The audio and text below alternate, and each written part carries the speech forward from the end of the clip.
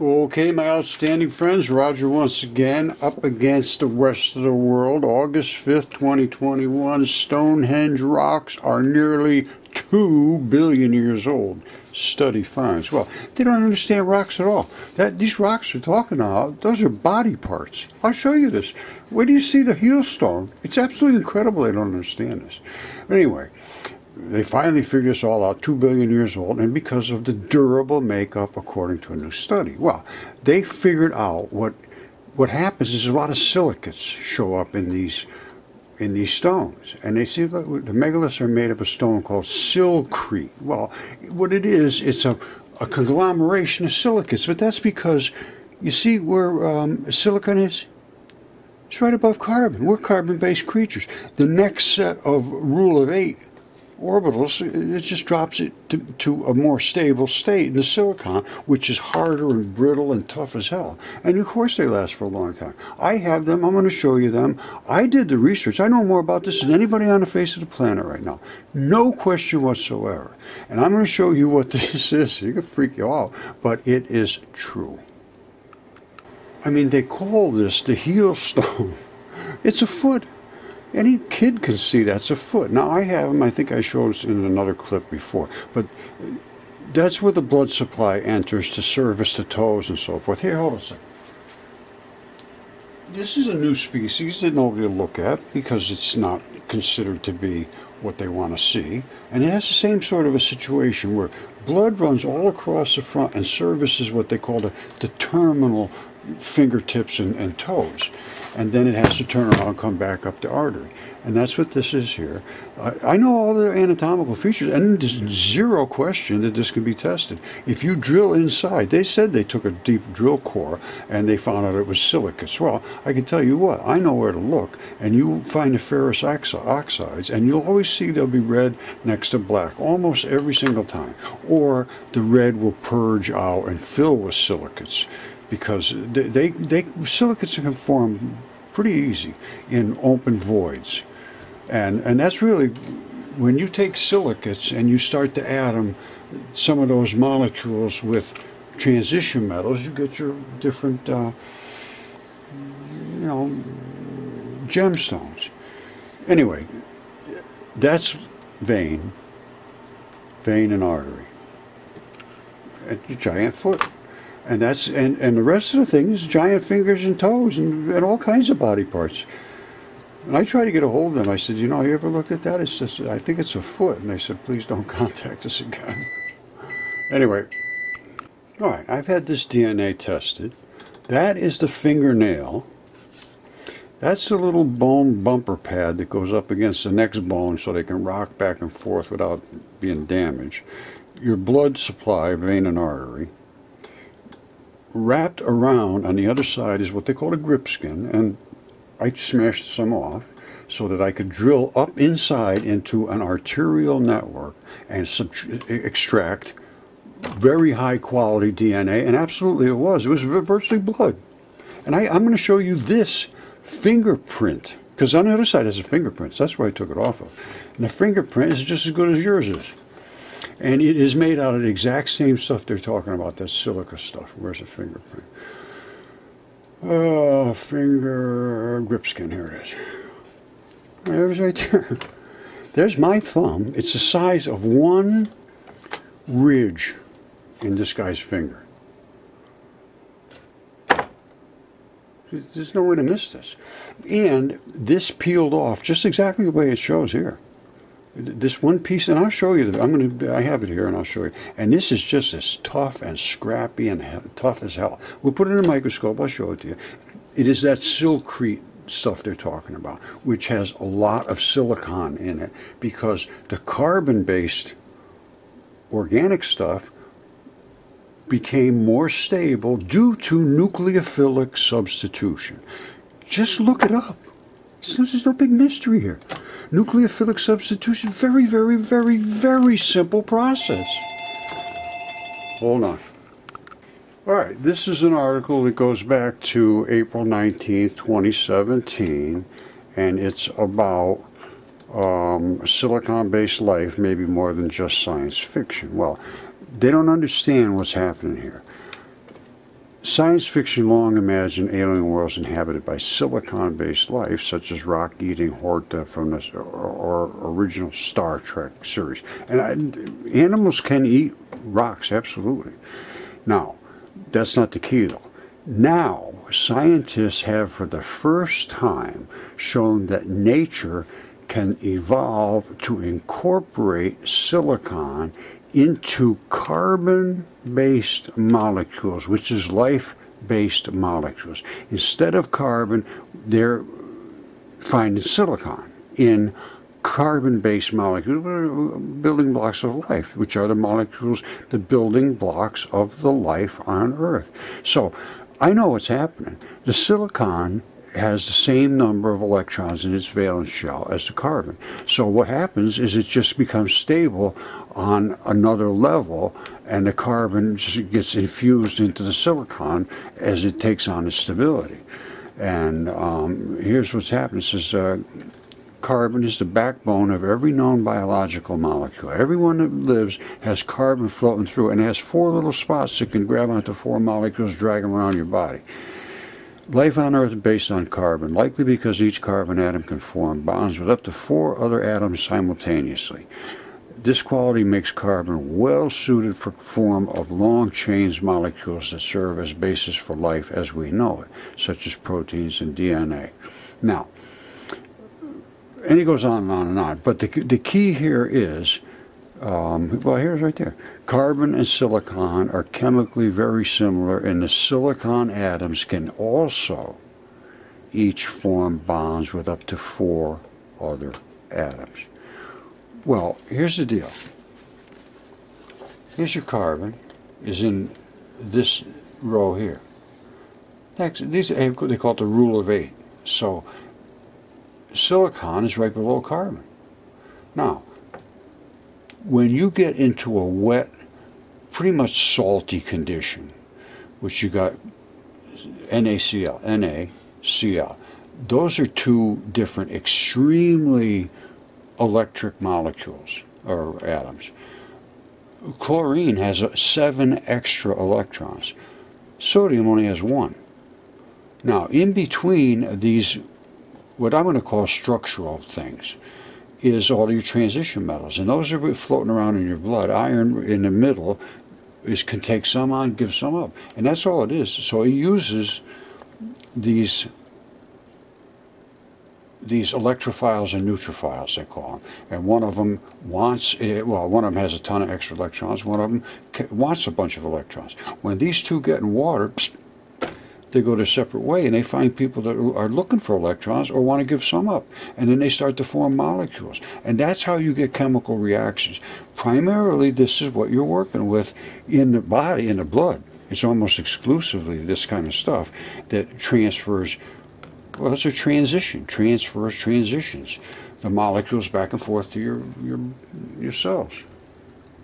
Okay, I'm going to start to show you some anatomy, physiology, biology, chemistry, nucleophilic substitution, how these things turned into stone. Before I do that, though, I want to talk about Yale University and Derek Briggs. I know it's I was very critical, and I am very critical, because in my mind, he has stood in the way of understanding what our universe is.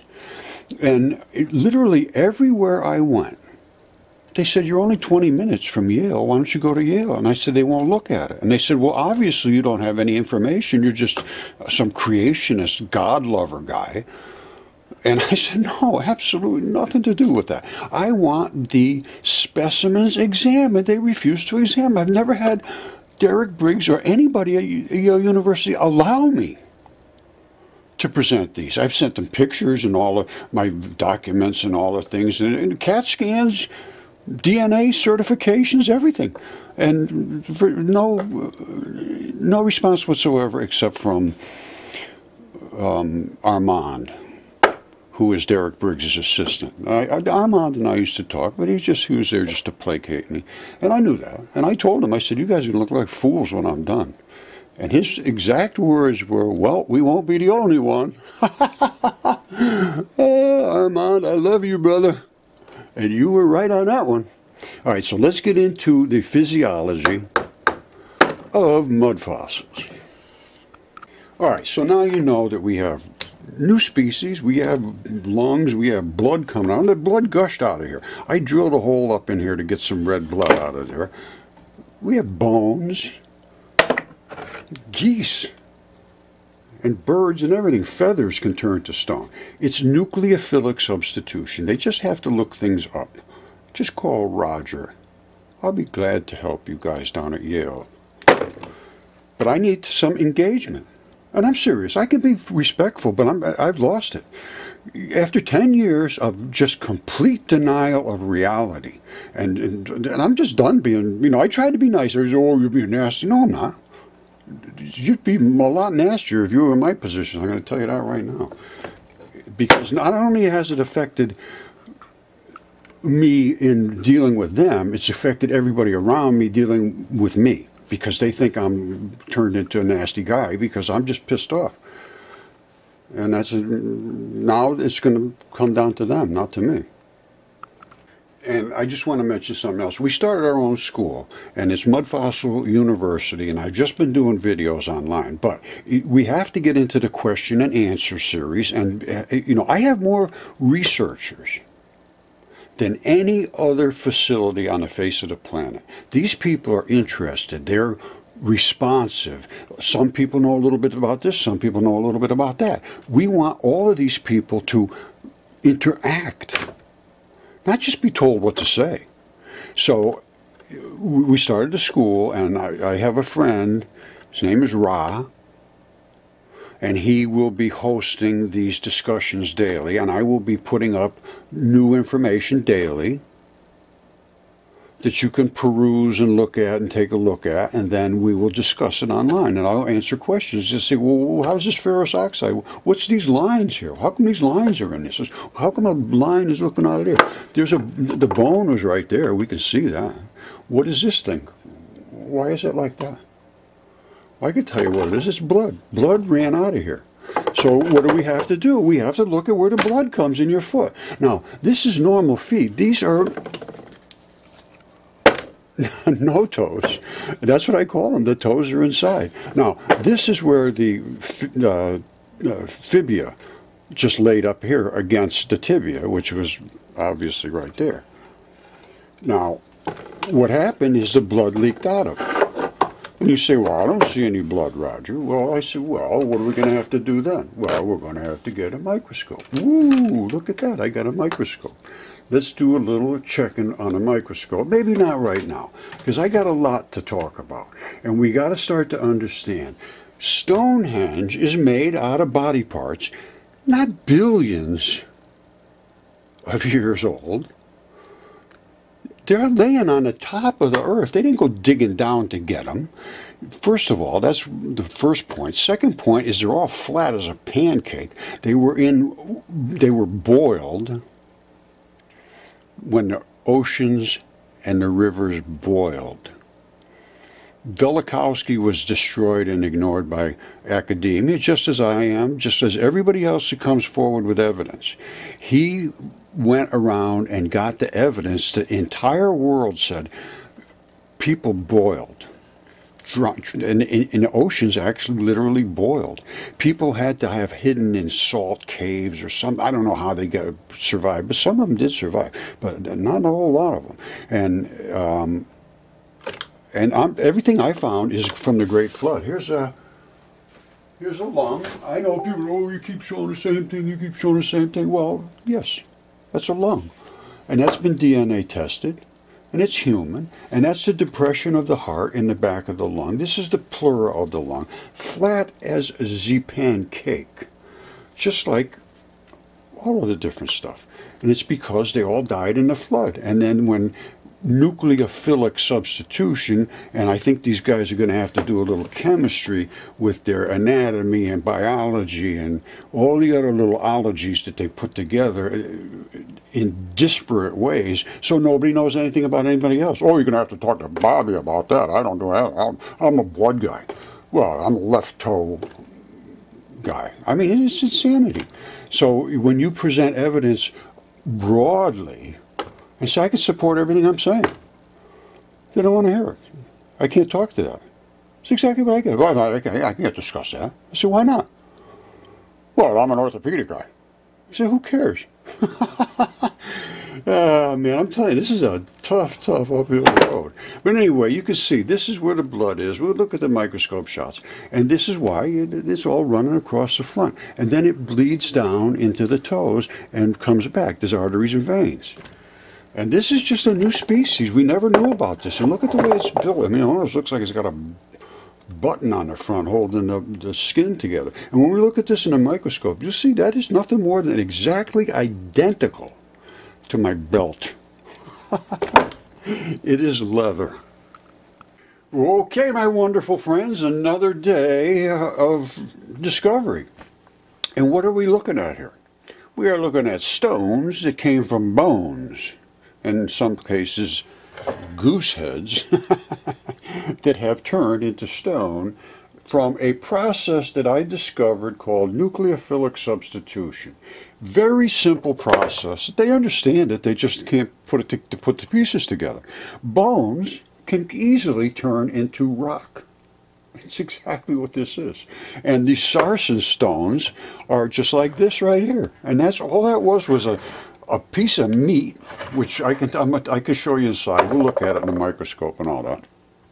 And when it died, it was compressed and laid flat. These were in floods.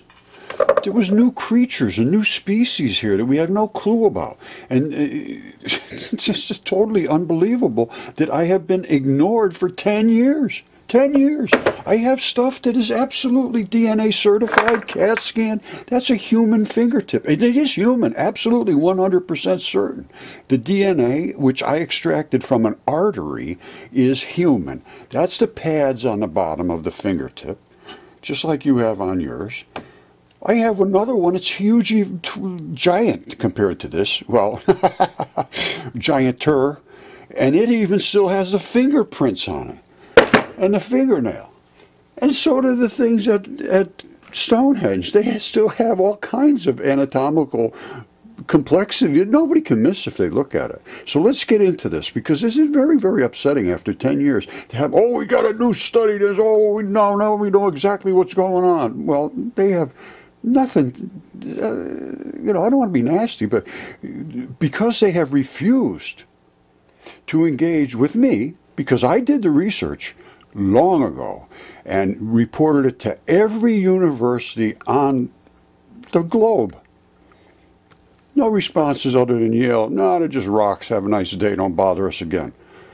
So here I am bothering you again, Yale. Derek Briggs specifically at Yale, who was supposed to be the leader of fantastic fossils. Well, when you won't speak to somebody that has evidence that destroys your evidence, well, then you can be an expert at anything.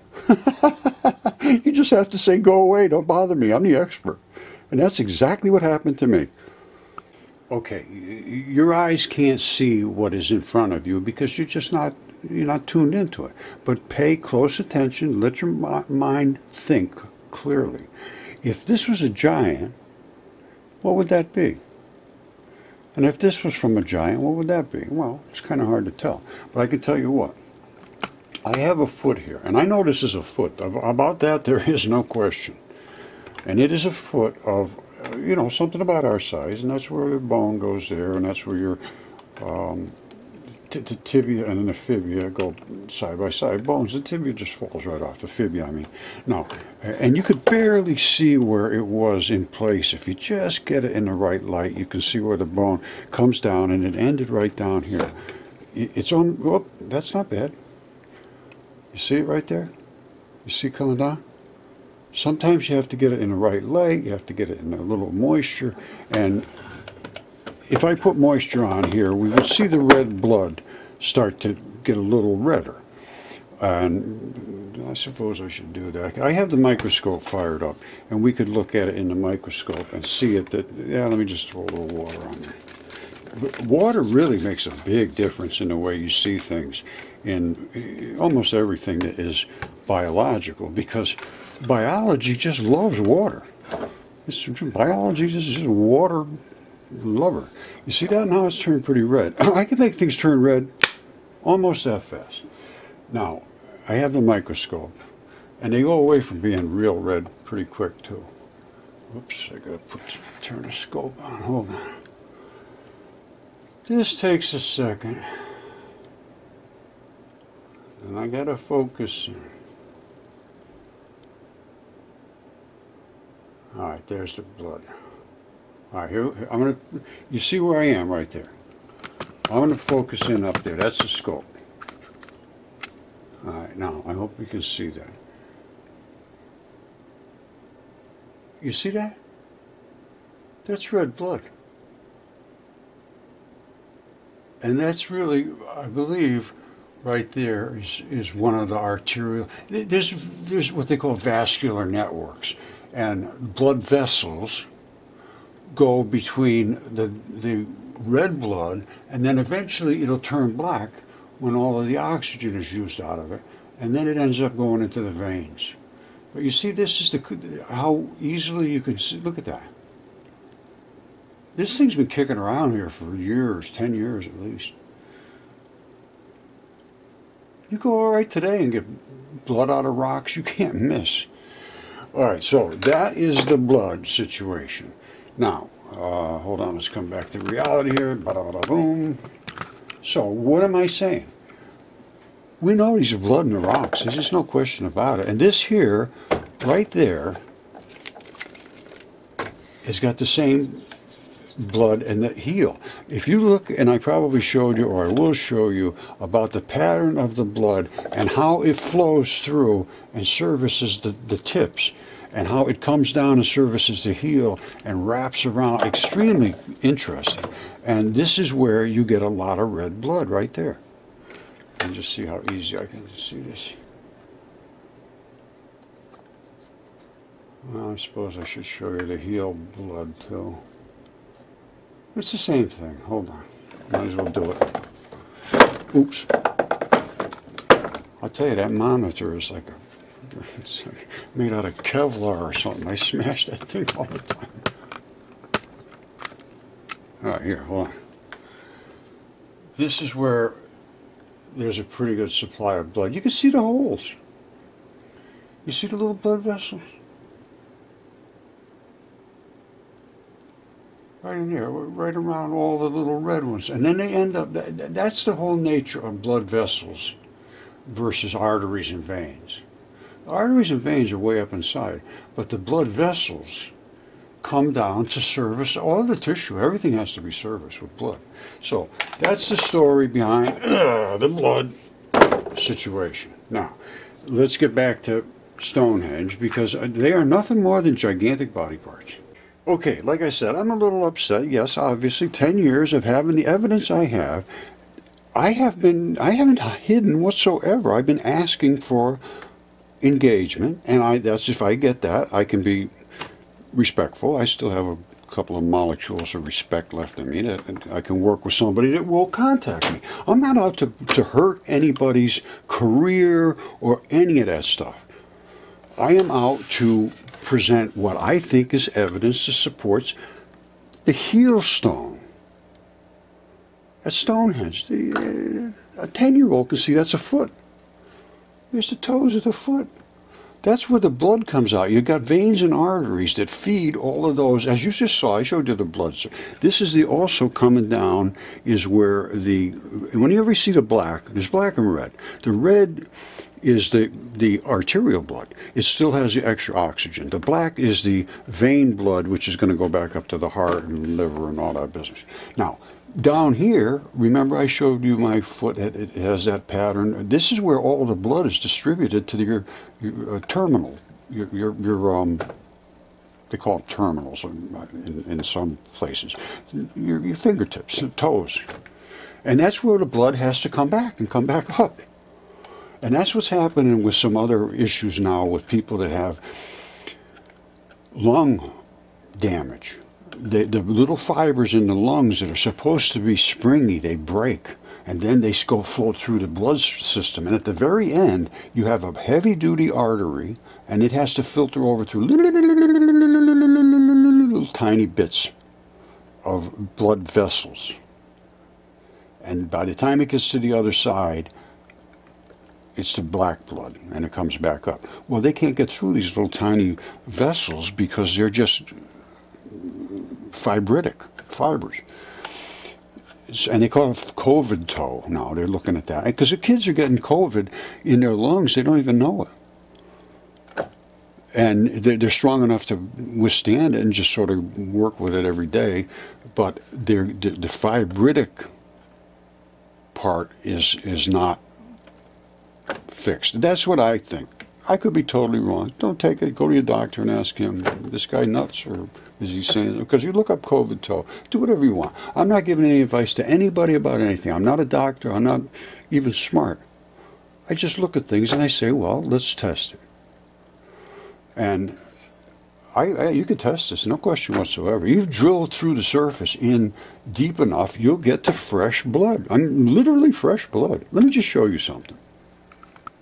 You see that? When they first come out of the mud, there's still blood saturated inside, in the marrow and all inside there. It really didn't get leached out of there at all. Blood is a different system of stabilization than all of the other products in your body, because blood carries all of the stuff to everywhere else in your body.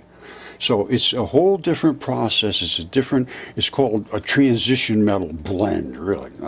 That's sort of my terminology, but that's what it is. You see this? These are all your blood metals. Ferrous is iron. Ferrous oxides can go this way or that way. So they can pick up and deliver all these different things your body needs to function. And when they stop picking up and delivering, they have to stabilize. And what happens? A lot of the carbon-based stuff jumps up to the next level to silicon-based. That's why they say, oh, silicates, oh, yeah, big. Well, why did that happen? I know why it happened. It's stabilization. It's really, everything is simple once you understand all of the different facets. You can't just go out there and say, oh, yeah, I know what blood is. Well, good.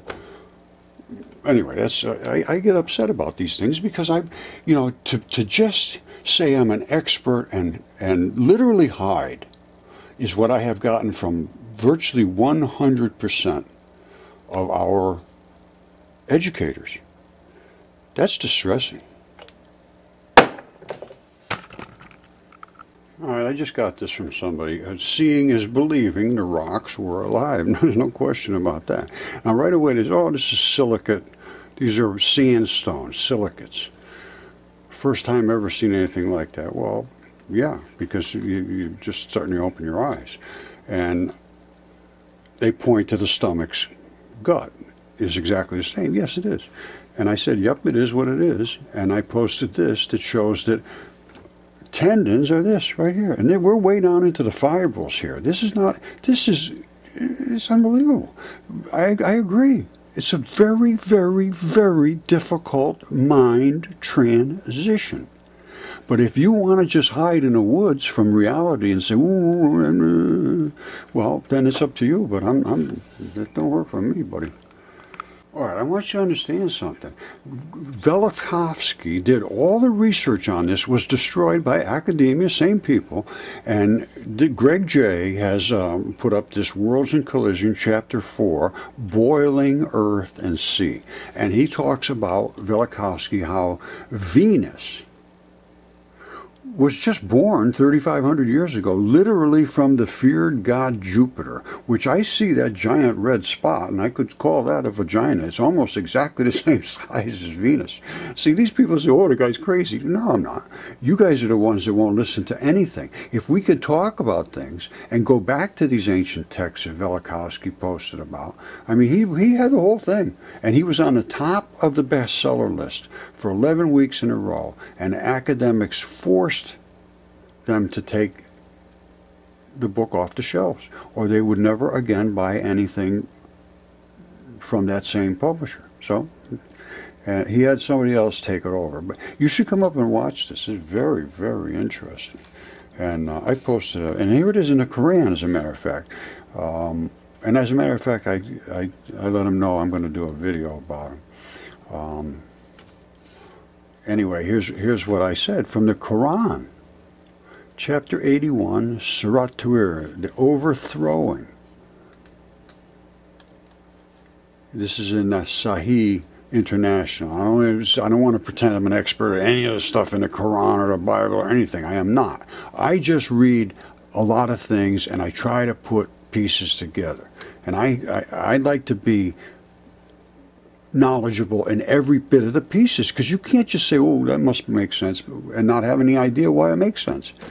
All right, now, when the seas are filled with flame, and then this other guy, Picthale, and when the seas rise, Yusuf Ali, when the oceans boil over with a swell, Shakir, and when the seas are set on fire, Muhammad Swar, the oceans are brought to a boil, Moshish Khan, and when the seas shall become as blazing fire or shall overflow, Arbery, when the seas shall be set boiling.